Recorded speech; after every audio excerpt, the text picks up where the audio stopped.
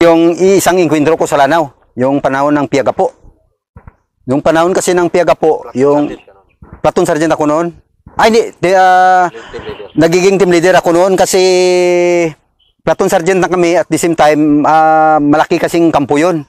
Ngayon, yung mga senior, parang pinuupo sila ng platoon sergeant. Bumaba kami muna ng team leader. So, nung pinasok yung Piagapo, siguro hindi naman lingid sa Kalaman, alam naman ng lahat yan sa regiment. Isa yung Sikang Company noon na mini-port, itong Sikang Company. Piagapo, saan yan? Dito sa Lanao. Lanao del Sur. O, Lanao del Sur, tama. Lanao del Sur yan. Basta Lanao. Basta Lanao siya, Piagapo. Dito sa may Marawi. Kailan yun? Noong 2017. Limutan ko yung buwan ba? Parang May yata yun. May yata yun. O, nung inakyat namin yung Piagapo. Yung CEO ko noon, si Sir Herrera. Ang CEO namin. Ay, si Sir Ercilia. Si Captain Ercilia, yung CEO ko noon. Yung XO namin, si Sir Herrera. So, nung inakyat namin yung Piagapo, yung mini-port yung Sikang Company, ako noon second section ako noon Ang first section, yung dalawang team yun. So, ano yung nangyari doon? Ang nangyari naman doon, kasi ang story kasi doon sa briefing, yung Piagapo na yan, doon na naman nag-ipon yung mga ISIS. ISIS yun Oo. Tapos, parang ISIS na parang may relation sila ng mga Mauti. Mauti. Kasi nasaan kami noon sa butig kami noon. Pero yung CP namin nasa ito? Nangka? Hindi. Nasa Sagyaran. Sagyaran. Ngayon, ang briefing na may mga ISIS dyan, tapos kinausap ni Mayor na umalis kayo kasi magasik kayo ng gulo dito. Kasi mga tao natakot, baka mamaya pasukin kayo ng sundalo, ganun. Ang sabi daw ng mga ISIS na hindi kami alis dito, sabihan mo yung mga sundalo, dito kami maghintay sa kanila. Parang yan yung mga grupo na nagmamarawi din. Oo, yan din sila, yung grupo ng Marawi. Before ng Marawi. Oo, yun yung nauna yung Piagapo Pagputok ng Piagapo. Tapos, nung pinasok na yon, inildi kami. Mga distansya siguro nasa Anggiltian sa amin kasi pag akyatin kasi yun Pag akyat mo doon, pag lumabas ka na doon, makita na yung mga sakyan. Inildi kami ng gabi, doon lang kami sa parang alang-alang na area. Yung hindi kami makita, nakabaon yung sakyan doon. Tapos nilakad na namin. Nung nilakad na namin, madaling araw, grabe yung kwan kasi ginamitan kasi ng kasi madilim Ginamitan ng NBG. Nag-training pa kami ng NBG kung paano gamitin, na proper na paggamit, tapos IRAD, paano mo kung may kalaban, paano na matamaan mo talaga, zero yun. Parang 1 linggo na training namin yun. Yun na, nung naglakad na kami, LD na kami, dandaan kami. Ang batalyong commander namin noon, si Sir Yungki, Colonel Yungki. So, nung nabutan kami ng liwanag, pero yung plaster ng kalaban, nasa high ground kasi mataas, makita mo malayo, nasa taas sila ba? Sabi, dyan yung kalaban yan sa high ground na yan, pero hindi mo alam kung saan dyan. Pero, nung puntahan mo pala, andun talaga sa tuktok na yun. Dalawa yun Occupy nilang kabila. Nung naglalakad kami, nabutan kami ng liwanag. So, sabi ni Batcom, sige, tuloy lang. Kaya wala tayong magawa, nabutan na tayo ng liwanag. Sinong batalyong commander? Si Sir Yungki, Colonel Yungki noon, Si Sir Yungki yung batalyong commander namin. Di, abanti kami ng abanti. Ngayon, tinitingnan namin kung dito kami dumaan, high ground to, kasi malayo, hindi mo ma-picture out masyado yung terrain. Makita mo lang sa mapa. Pero yung sa actual, makita mo iba kasi may maisan Dumaan kami ngayon sa maisan kaya walang daanan talaga. Kung dumaan ka doon, bangin. Dito lang talagang daanan. Ngayon, nag-maneuver kami. Maneuver kami ng ganon. Kalagitnaan pa lang kami na maisan, may pumutok na. Yung kalaban doon malayo, May mga ano siya, may mga damo-damuhan na ganyan lang katataas, mga 2 feet lang siguro. Nagtusok sila ng mga kahoy na buhay na pinutol. Tingnan mo sa malayo, kahoy. Kasi bagong putol eh. Diyan pa sila nakadapa, tapos may sniper sila. Pew! Sabi ng bala, dun sa amin ba? Binabaril tayo ah. Maya, pew! Pero hindi matamaan sa malayo. Ang ginawa namin, nag-detract kami sa gilid-gilid. Sa mga masukal. Tapos yung may kasama kami na sniper. Yung kabatch ko rin, ngayon, si Technical Sergeant Topas. Ang dala yata niya, barit eh. Pero malayo eh. Dumapa siya doon, tapos inupian niya. Makita, sabi, may lapas na word. Tawag sa radyo, sabi niya, sir, may paksul. Sabi niya. Binabaril niya yung paksul. Kasi may tao daw doon. Binabaril niya, pak! Pak! Pero yung kalaban, continue, pek! Chew! Sabi ng bala. Ngayon, open man. Walang madaanan, masukal. Dito kami, nagkaliwa kami kasi open dito eh. Parang isipin ng kalaban, dito kami magmaneuver. Sabi ni Batcom, hintayin natin na na magaling mga officer. Sabi ng batalyon commander, hintayin natin na maggabi. Kasi maliwanag eh. Malayo pa tayo, binabaril na tayo. Nagtago kami dito sa kaliwa. Parang isipin ng kalaban, dito yan sila dadaan. Magmaneuver yan sila. Tago kami doon. Plaster. Doon lang kami, kumain lang kami. Nakatago. Abang inupian namin. Ngayon, sabi ng tumawag yung pub. Nauna ako noon eh. Team leader ako. Yung team ko nauna. Kami nung nauna noon. Nung naputukan na yun. Dapa kami doon. Sabi ni CEO ko, i-secure nyo yung harapan. Baka mag-assault sila ba? Nakasecure kami doon. Tapos tumawag si CEO. Sabi niya, George, sabi niya, tingnan mo nga yung area. Tapos, mag-ipo ka. Sabi niya. Sabi ko, sige sir. Bumigay na ng location. Yung high ground, binumba ng 105. Inipo ko. Tamatamaan din ng 105 doon. Ano yung ipo? Yung forward observer ba? Ako yung naging forward observer doon. Ikaw yung tagabigay ng location ng troops. Ako lang yung mag-adjust. Kasi yung location, si CEO na yung mag-transmit doon sa artillery. Tapos yung artillery, isang mapa lang tayo. Sabi ni CEO na ganito, dito yung kalaban. Dito ganyan. Titingnan ko ngayon kung saan babagsak yung bala, i-adjust ko ngayon. I-adjust ko kung mag-drop or add or mag-left and right. Ngayon, kasi yung bundok doon parang sa kabila bangin, hindi siya masyadong malapad. Mga siguro ang sa taas niya nasa 50 meters lang yung pinakamalapad Tapos bangin na yan, tapos bangin naman dito. Makrik, tapos ganun. Minsan, yung 105, alam naman natin yung 105, matamaan doon. Okay, sabi kami, bingo, umusok.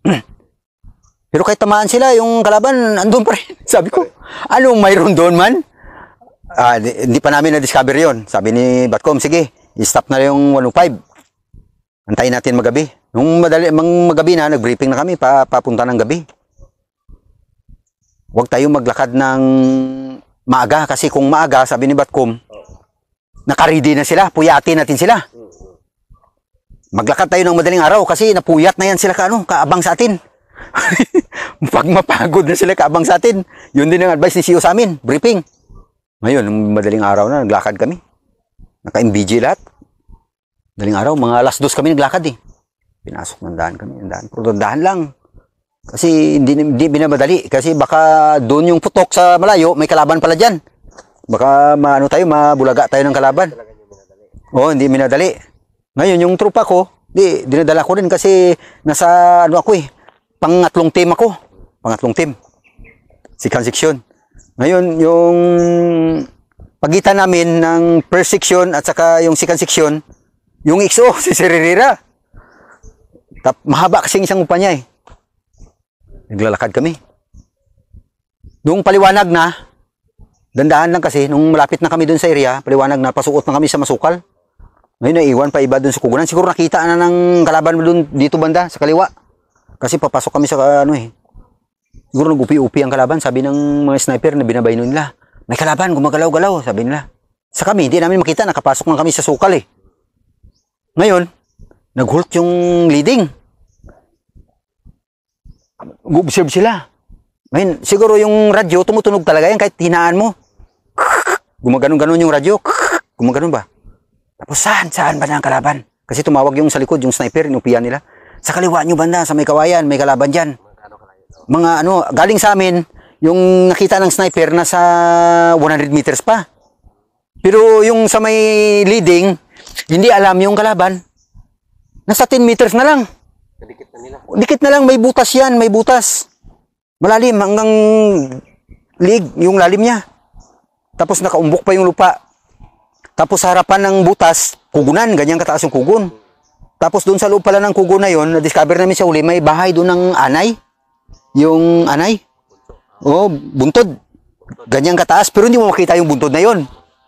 Di, minto yung trupa doon. Ang isip, doon sa kaliwa, mga 100 meters, ang kalaban pala. Tumunog man yung radyo, nakadetect na yung kalaban. Naunang pumutok yung kalaban. Anong oras yun? Ano yun? Nasa 5:45 na siguro. Oh, mga 5:45 na.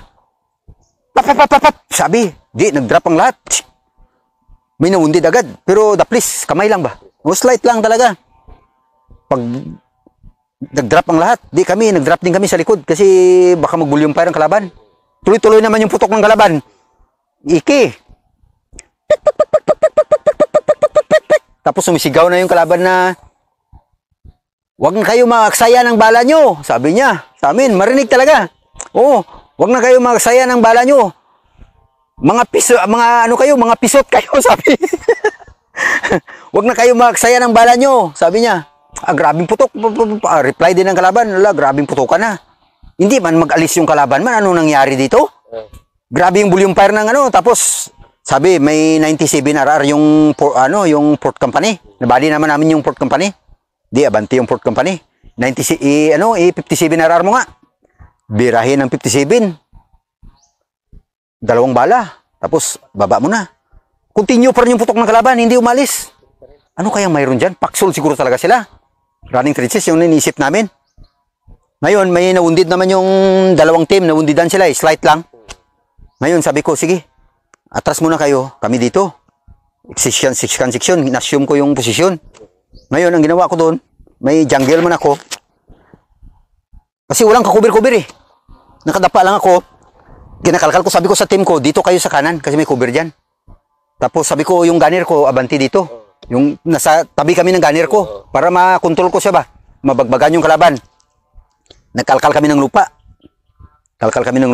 Nung nakadapaan ako doon, volume fire pa rin yung kalaban. Ngayon, imbis na dito tumama sa akin kasi may putol na kahoy na ganyan kataas, ganyan lang siya.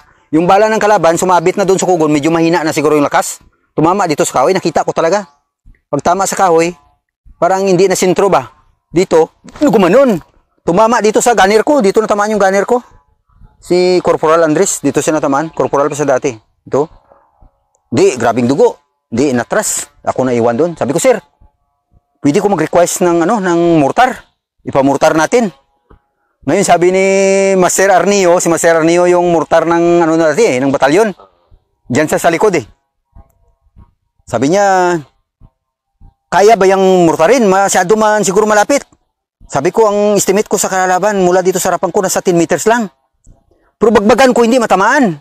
Siya din magbagbag, hindi rin tatama. Minsan lang maglusot yung bala ba. Sabi ko, mortarin natin. Kasi malalim siguro butas nito. Sabi niya, baka madisgrasya ba? Sabi ko, ganito, Master. Sabi ko, "Sir, paki-advise lang, ganito gawin. Wala muna magsalita sa radyo, ako lang muna." Sabi ko, kaya ako na yung prante. Pero yung team ko, dito sa kanan ko. Kumbaga, ako na yung doon. Nagiging ipo pa rin ako ang labas ko sa mortar. Sabi ko, "Sir, papatagan natin. 1 round. Tingnan, monitor din ng ng mortar gunner." Sabi ko, "Master, kung narinig mo, mula sa harapan ko, itong posisyon ko, nabigay ko na rin kasi kanina yung posisyon ko eh. Exact location. Mag-add ka dito mula sa posisyon ko, 50 meters. Sige, 1 round." Sabi, "Pug, medyo malayo man." Sabi ko, "Mag-drop ka ng 10 meters. Pug, medyo malayo pa man. mag-drop ka uli ng 10 meters hanggang lumapit. Nung doon ang katawanan kasi sobrang lapit na eh. Nung pumatak na yung bala dito sa harapan ko, mga 10 meters na lang talaga. Yung pala, yung butas ng kalaban, ganito. Pahaba yung butas niya. Yung bala ng mortar, sa bunganga lang tumama, hindi nag-shoot ba? Oo, dito lang sa gilid ng bunganga niya. Kaya yung talsik ng mga mortar dito sa amin, gumanon yung mga bala. Sabi ko, fire proof na. Grabe na yung mortar. Ang ginawa naman ng mortar, kasi ng mortar gunner, tama yung ginawa niya. Doon ko nakita ba, yung initiative niya. Pag sinabi kong fire proof, siguro nag-add siya ng another 5 meters or 10 meters.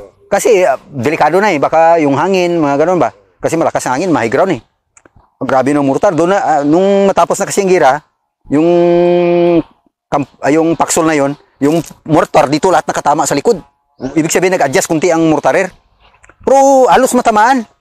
Grabe yung pupukan. Ngayon, hindi man umalis kahit na grabing mortar. Hindi pa rin. Hindi umalis. Kasi may paksol dito, doon sa unan may paksol din. Doon sa unan may paksol na naman. 3 paksol. Tapos sa kaliwa may paksol rin doon na malaki. Pang magdamagan talaga. No, pangdamagan. Sabi ni Kwan, nagtawag si Batcom kay CEO na parang hindi man umalis. Paano ito? Kasi nagsabi ni CEO, sabi niya, Ords, kaya bang i-assault? Sa akin, malakas ang loob ko, sabi ko, kaya ito, sir. Pero tama yung mga suggestion ng officers namin, yung mga PL namin at saka XO, saka yung mga platoon sergeant, na wag, kaya yan, pero kung may ma-damage. Ngayon, ang goal ng mga officers, walang casualty. Ibig sabihin yung pinakatama na goal nila. So, okay. Sabi ko, sige, tama yan, sir. Sabi ni Batcom, continue lang. Upian nyo, tapos putukan nyo. Mamaya, kung hindi talaga sila alis, mag-atras tayo. Ipabagsakan natin ng IP-50. Hindi umalis ang kalaban. Nagtangalian na lang, hindi umalis ang kalaban. Ngayon, sabi ni Batcom, sige, tahimik lang. Pero kayo, may marami pa rin bala. Marami pa kaming bala. Kasi ang putok namin papitik-pitik lang. Oo. Pero wala pa rin talaga yung nakikita ang kalaban na mo. Hindi namin makita, pero grabing sigaw ng kalaban. Nagsayang lang kayo ng bala. Sumuko na kayo. Yun ang sabi ng kalaban. Lapit-lapit. Tapos kuhaan ko ng granada. Tinapunan ko ng granada.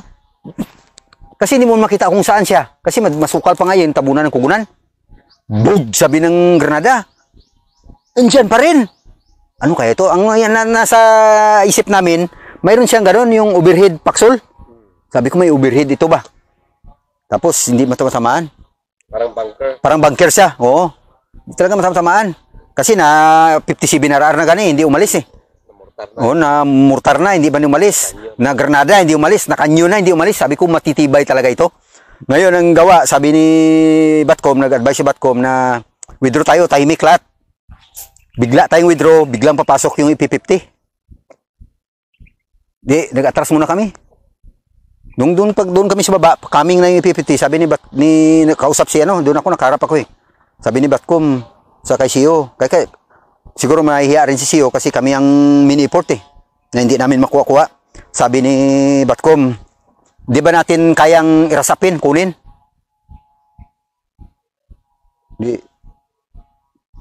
Sabi ni CEO, ni Batcom, sabi ni CEO, kaya naman, sir. Kasi ito yung leading ko, sir. Sabi niya, ako yung dun sa frontline eh. Sabi ni CEO, Ords, kaya? Sabi ko, kaya yan, sir. Puro kaya ako eh. Hindi ako magsabi na wala. Pero alam ko, kaya talaga. Pero yun ang nasa isip ko lang, kung sakaling kung assaulti namin to, dasal lang talaga. Kasi baka magkaroon ng casualty ba, uwi ya. Yun ang sa isip ko. Pero dasal lang talaga. Pero dahil mga bright din yung mga officers natin, sabi nila, pag-isipan muna natin. Pag pumasok na yung 50, bug! Bigla kami takbuhan, bumalik doon. Plasteran naman kami. Putok-putokan namin, sibara namin kung dyan sila, pak! Reply man, pak! Diyan pa rin ang kalaban. Sabi ko, hindi umalis ang kalaban, paano ito man? Ngayon, sabi ni CEO, advice ni Batcom, kunin natin. Oras na, mga alas 3:30 na, mag alas 4. Sabi, tinatawag kami lahat ng team leader, pati mga platoon sergeant. Sabi ni CEO, ako, okay, team leader muna ako, nakikinig muna ako. Nausap yung mga platoon sergeant. Ano? Kaya ba natin kunin? Sabi ng mga platoon sergeant, kung kaya sir. Pero yun nga, yung baka may casualty ba? Yun ang iniwasan talaga. Kasi araw makita. Ngayon di, sabi, ikaw Urge, kaya ikaw ang pinaka ano doon, ikaw ang doon sa nag-ipo, ikaw ang pinaka na dulo. Anong suggestion mo? Kaya ba? Kaya sir, sabi ko ba. Di, gusto ni CEO, sana noon, kunin talaga namin yung hapon na yun. Ngayon, nag-suggest man yung XO namin na pwede bang i-atras natin kasi maliwanag. Mas maganda kasi yung maraming pag-iisip din, nakakatulong. Maliwanag. Vulnerable yung tropa. Kung gusto nyong pasukin, madaling araw na, siguro. Sabi ni CEO, kunin natin. Sabi ni CEO, nagdesisyon si CEO na kunin talaga. Bigyan kita ng 30 minutes. Sabi niya sa akin, gawan mo ako ng terrain model kung paano natin kukunin. Sabi ko, sige sir. Umatras sila. Umatras. Gumawa ako doon sa bundok. Gumawa ako ng lupa. Kinalkal ko, yung kasama yung team ko. Tapos, pinit-pit ko doon. Yung ginawa ko yung reds, gumawa ako ng kawi-kawi. Pero maliit lang. Tapos, nung matapos, tinawagan ko, sige sir, Oscar Kilo na. Pumunta sila, briefing. Ako nung briefing ngayon doon. Kasi sabi ni CEO, kasi akong leading eh. Hindi naman nalangan, official yung ma-leading. Kasi official sila ang controller eh. Ngayon, sabi ni CEO, paano mo sa akin, i-depend mo? Paano mo ma-describe na mapasok natin? Ganito yan sir, sabi ko. Yung terrain kasi ganito yung itsura sir, bangin yan dito, ganyan, dito yung mga paksol. Sabihin na natin na sunod-sunod yung paksol, ganito. Ang gagawin ko, ito. Pero bago ko, kinausap ko yung team ko. Yung assistant ko at saka yung mga team ko, rasigado rin. Sabi, sige sergeant kung pasukin natin. Sabi niya ba, willing din talaga sila. Sabi ko, sige. Doon, pagdating ni CEO, describe, sir, ganito sir. Ganito, ganyan, ganyan. Ngayong gabi, sir, ang plano ko alas 2, pasukin natin. Alas 2 ng madaling araw.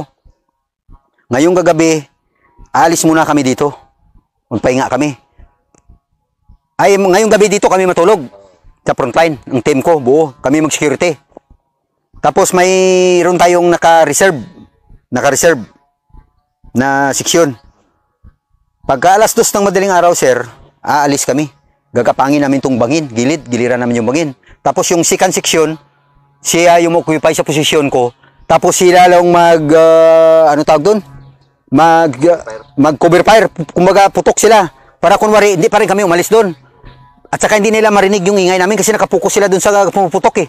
Putok lang ng putok. Tapos, binigyan ko na sila ng reference yan dyan. Pag sinabi kong ship fire, dito na kayo puputok. Gumapang kami. Alas 2 ng madaling araw, ginapang namin sa bangin. Ginapang namin doon. Pagdating doon, nag-literal kami, ganun. Naka-literal. Tapos dandahan kami dumikit. Sabi ko, ship fire na sir. Pag ship fire, dandahan namin dumikit. Pag agaw dilim, nirasap namin. Tapos nakadetect siguro ang kalaban. Pag rasap namin, negative na sila. Wala na yung kalaban. Naka-exit ba? Siguro nung nagputok-putok alas 2, akala nila mag-assault na siguro kami. Nag-withdraw sila ba? Narasap namin. Nung marasap namin, wala nang laman. Tumakas ba? Nirasap namin sa taas. Nag-withdraw. Nag-withdraw. Sunod-sunan. Sabi ko, abanti na tayo. Nirasap na namin. Yun ang nakita ko na yung pagdala ko ng tao. Yung tao ko. Sa atin, sa Ranger, no? Hindi lang siguro sa amin. Na sa atin pala, pag may manguna na leader, susunod talaga yung tao natin. May tapang talaga. Pag sinabi kong, sige, abanti tayo, abanti. Rasap talaga yan. Hanggang dun sa taas. Nung marasap namin dun sa taas, dun ang malalaking bunkers. May mga bala ng 105 dun. Gawin siguro nila ng yung IED. Oo. Nakuha na namin yung bala ng 105 dun. Tapos yung paksol dun sa taas, yun ang sinira nila. Yung dito sa amin, hindi nila nasira. Kasi nung pagputukan ng alas 2, siguro nag-withdraw sila. Pero nung gabi siguro, yung marami silang patay pala. Nilibing nila doon sa taas. Kaya pag rasap namin doon, mga bagong kalkal eh. Nirasap namin. Nung nag-secure na kami doon. All around security. Hindi sila nag-iwan ng mga IED doon? Nagtanim? Wala sila nag-iwan ng IED. Nagtanim ba? Wala, hindi sila nakatanim din. Yung 105 lang na iwan. Na parang na gawin nilang IED, hindi nila natapos ba? Kasi nagputukan siguro. Kalaki ng 105 yun eh. Ngayon, nung pagdating namin doon sa taas, may hukay doon na malaki. Kinalkal namin. May mga patay kami nakuha doon.